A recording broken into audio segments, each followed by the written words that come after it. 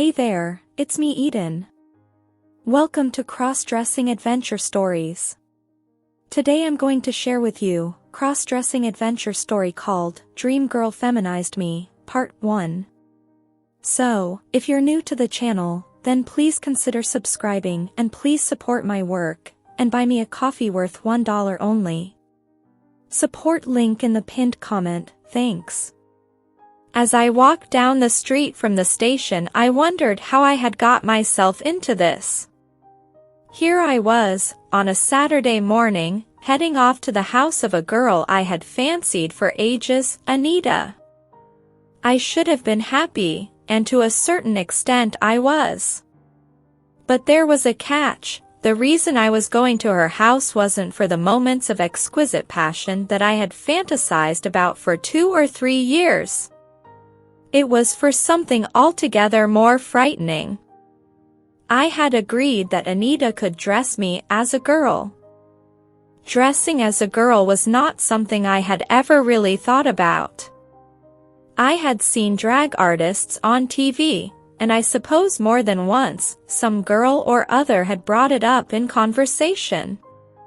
But now it was actually going to happen, and I had allowed it, simply to be close to Anita for a while. As I walked, my mind went back to the fateful moment. "Steve," she had said, with obvious glee on her face and in her voice. She was one of the few people who could have caught my attention simply by saying my name. "We need you to do us a favor." I looked at her smiling face, framed by her blonde hair, and the pleading look in her blue eyes pierced at me. I was 15 and infatuated. To do Anita a favor, I would have walked naked across the desert or climbed a mountain with concrete shoes. "What is it?" I asked, mustering what nonchalance I could. "We want you to dress up as a girl." That was not Anita's voice. I reluctantly turned my eyes from her to her friend Nikki. She was taller and chubbier than Anita, and had thick curly dark hair. "What?" I said, not sure that I had heard the request correctly. "We want you to dress up as a girl," Anita reiterated. "There's going to be a womanless beauty contest at school, as part of the summer festival, and we want you to enter." I was rendered temporarily speechless. I had been vaguely aware that there was going to be a summer festival, but for me, it was just a good excuse to get out of lessons for a couple of days.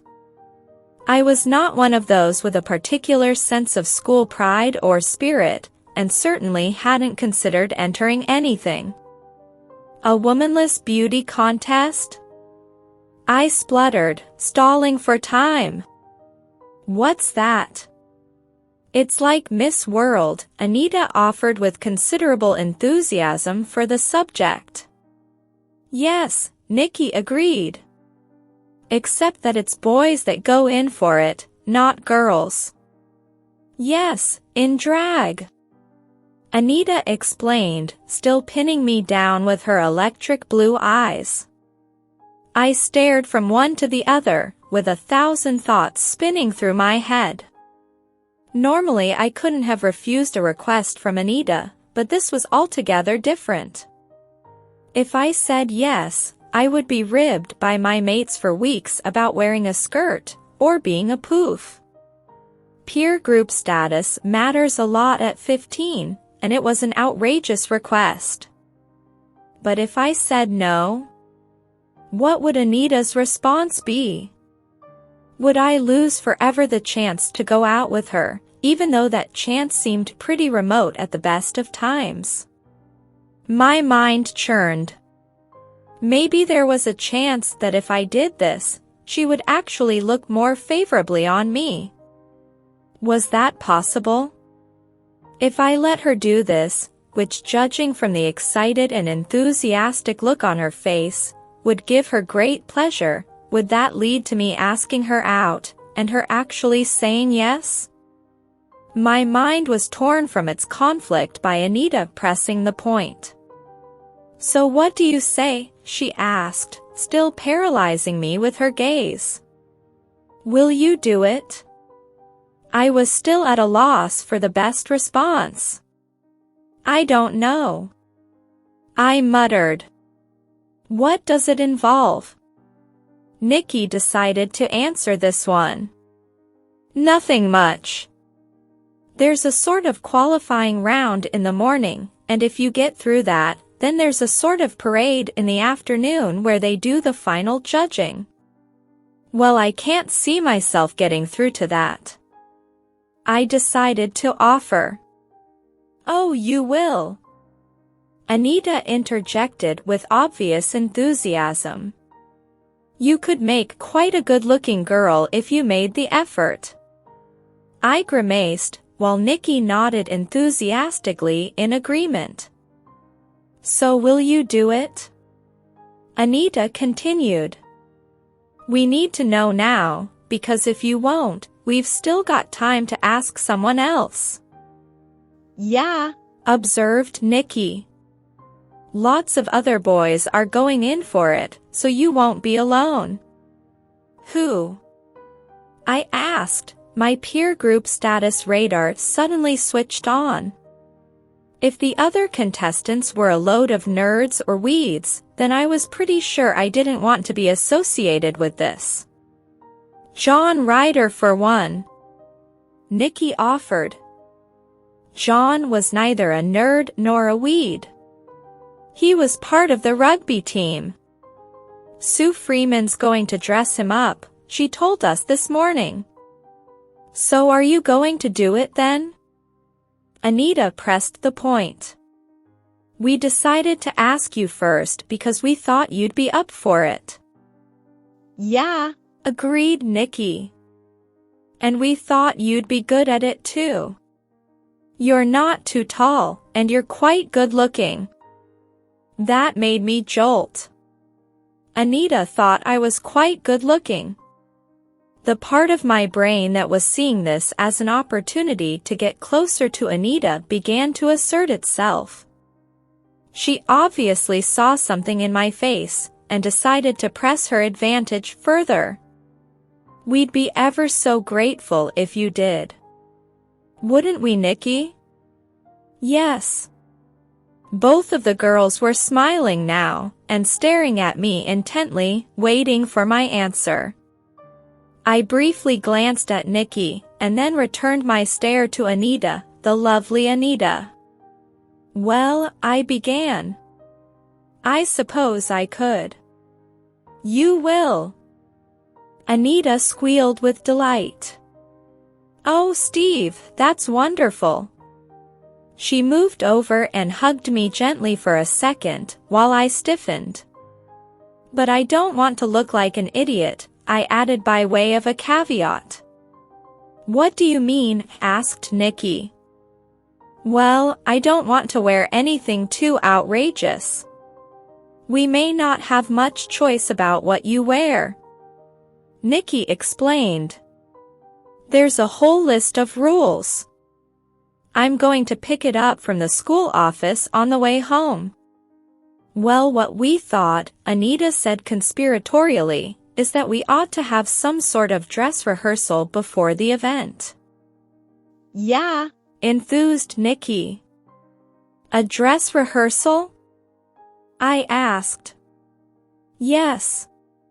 You know, so we can sort out what you're going to wear. What suits you, and what makeup you can have," Anita explained. I thought about this. It made sense. If I was going to dress up as a girl, I could see that there needed to be some practice involved. That way we can really see what suits you and make sure you win, Anita added. Win? I can't see myself winning, I mumbled. I actually could see me winning, however, and the trouble it would get me in with my mates. Me, a beauty queen. No, that would never do. Of course you can win. Anita continued, oblivious to my internal thoughts. Anyway, we want you to do as well as possible. Yes, added Nikki. We'll be gutted if you don't get through to the final. Yeah, agreed Anita. I shrugged. Well, I'll do what I can, but you can't make a silk purse out of a sow's ear. But you're no sow's ear, Anita insisted. You're actually quite good-looking. Even as a bloke. For a second I was in heaven as Anita called me good-looking again, but I frowned at the even as a bloke. She saw this in my face. I don't mean it like that, Steve.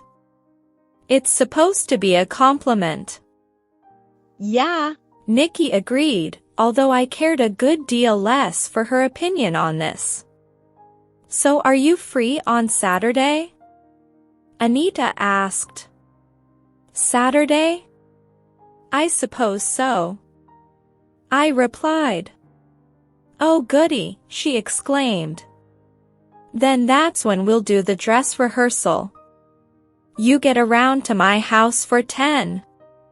Then we'll have lots of time to sort you out all you need. Yeah, agreed Nikki, laughing.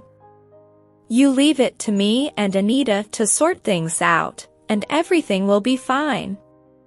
It was Thursday, so in some ways Saturday morning still seemed some way off.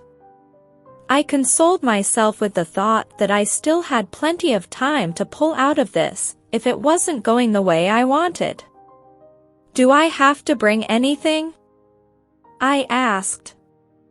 Anita giggled. Not unless you've got your own skirts and stuff that you want to wear for us. She and Nikki burst into laughter at this. I meant records, or drink or anything. I stumbled, trying to rescue myself. The laughter subsided. No, you're all right.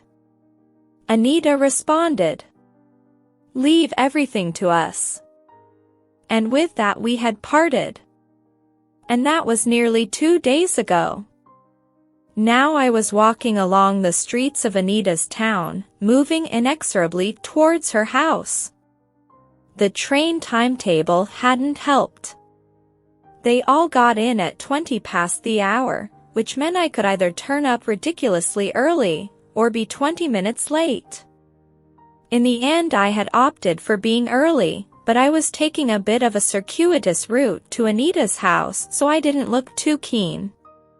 Too keen to be dressed up as a girl, that is. I would have been happy for Anita to think I was too keen for anything else. Eventually I came to her road, and walked painfully slowly along it until I got to her house, number 47. Sighing to myself, I opened the gate and walked up the short gravel path to the green front door. This was it, the gates of heaven and hell. Taking my breath again, I rang the doorbell, which sounded loud and clear behind the frosted glass. For a few moments nothing happened.